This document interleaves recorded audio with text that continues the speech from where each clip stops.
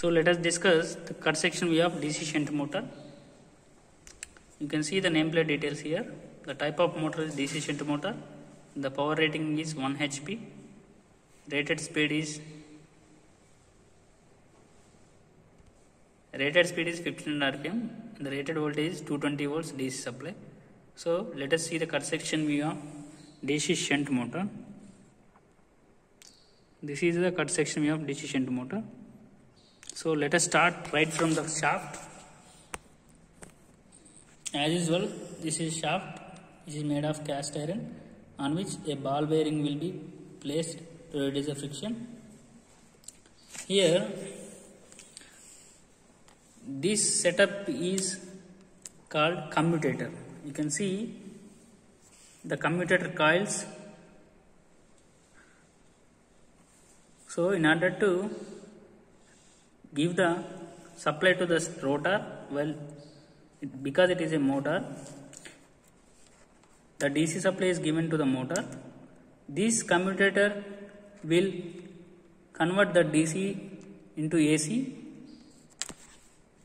in the rotor circuit. So this is the panel for DC shunt motor. You can see armature and field, right? Armature is placed on the rotor while field is placed on the stator. These two are connected in parallel, that's why this is a shunt motor. Okay, the armature is placed on the rotor while the field is placed on the stator. Here this part, you can see the commutator here.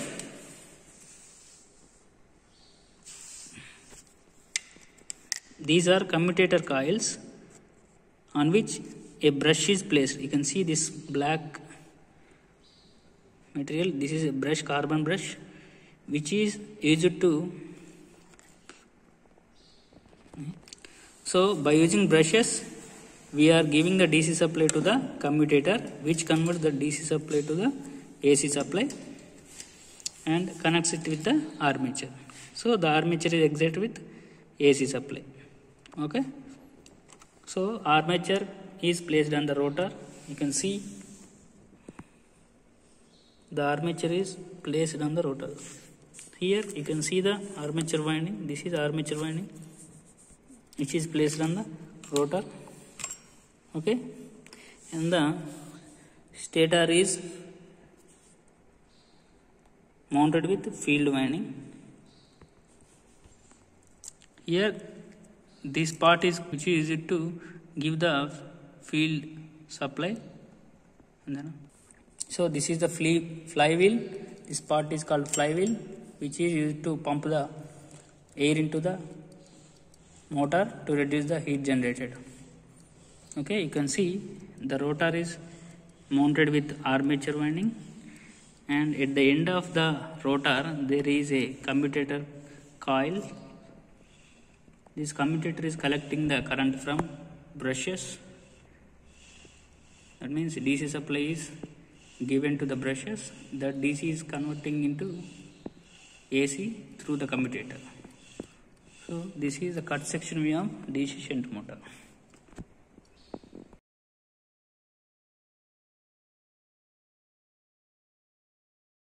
Let us observe the nameplate details of single phase induction motor. You can see the rating of machine is HP. In terms of HP or kilowatt is mentioned here, which is of 1. That means it is a 1 HP motor, and the speed of the motor is mentioned under RPM module, that is 1440 RPM. The voltage supply given to the motor is 230 volts, and the type of insulation used is class F type is used. Here you can see the number of phases is mentioned as 1. The current rating is 6 amps. Current rating is 6 amps. This is the cut section view of single phase induction motor. This is of squirrel cage rotor type. That means the rotor is short circuited with end rings. You can see this copper bar is, this center copper bar is. So here you can see the short circuited end ring. That means the rotor winding is short circuited with a copper bar which is called end rings. So this circular coil is called end ring. Okay, that is why this is called squirrel cage type rotor. So as usual, every machine consists of stator and rotor. Here you can see this is the stator core which is laminated. That means to reduce the eddy currents produced in the stator core, the stator core is laminated. You can see the small laminations staggered together. So this is core laminations. The rotor core of the induction motor also laminated to reduce the eddy currents. You can see the placement of stator winding inside the slots. So the types of slots made on the stator core will be, because this is an induction motor, the types of slot will be semi-closed. That means, so the stator winding is placed in the semi-closed type slots made on the stator core. Okay, this is stator core, these are the stator winding, and this is rotor. You can see the end ring, this is end ring. Okay, the rotor is placed on a shaft which is made of cast iron, and to reduce the friction with the shaft, we are placing a ball bearing. This is a bearing inside which ball type material will be placed to reduce the friction, which are called ball bearings. So because single phase induction motor is not self starting, a capacitor is placed in auxiliary circuit, that is starting circuit. So this is the starting capacitor of single phase induction motor. Okay, so this is a flywheel. As I mentioned earlier, it is to reduce the heat generated in the stator. It will pump the air into the stator circuit to reduce the heat generated in the stator. Okay, so you can see these two terminals are supply terminals through which single phase AC supply is pumped into the motor, single phase motor.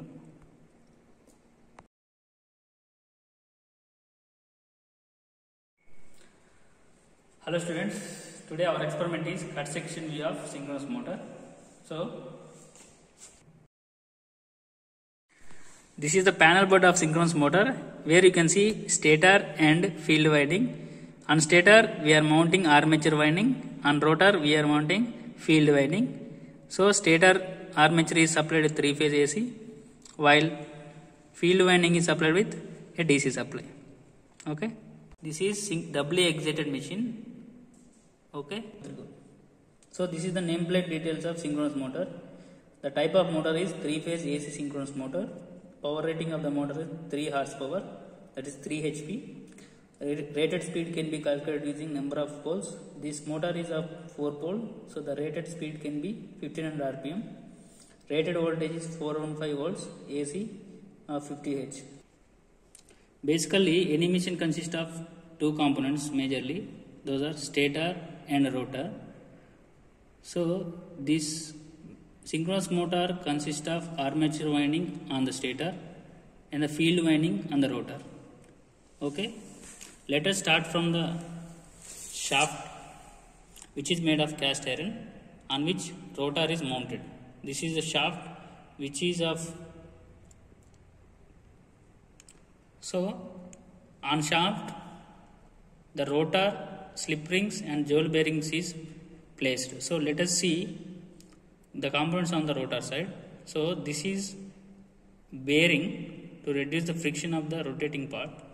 So inside this part there will be jewel bearings of round circular balls to reduce the friction of rotating this shaft.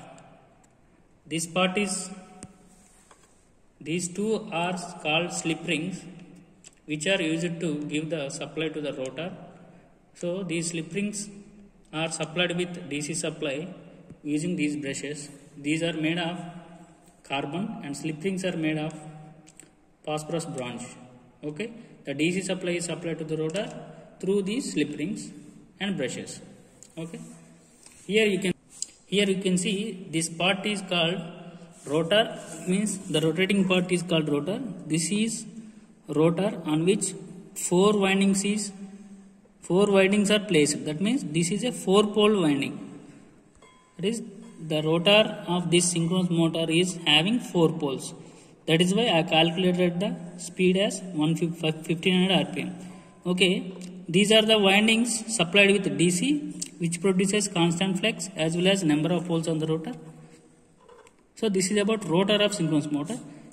This part is called stator. Here you can see the stator core, which is made of silicon steel. This is the stator core of the synchronous motor, which is laminated. You can see the lamination, small laminations made. These are the laminations. You can see the laminations. These are the small laminations of 0.3 mm to reduce the eddy currents in the stator. So you can see, can you see that? These are the small laminations. These, you can see the small lines. These are individual sheets staggered together. That is why these are called laminations, to reduce the eddy currents. Right. So you can see the armature winding, which is a copper material here. You can see these are the slots made on the stator core to provide the armature winding. The type of slots used are the types of slots used are open type slots to provide the armature winding on the stator core. So we are giving the three-phase AC supply to the stator winding, which will induce some heat in the stator winding. So in order to reduce that heat, we have to pump the air into the stator winding. So by using this free wheel, which is mounted on the shaft, so while operation, shaft rotates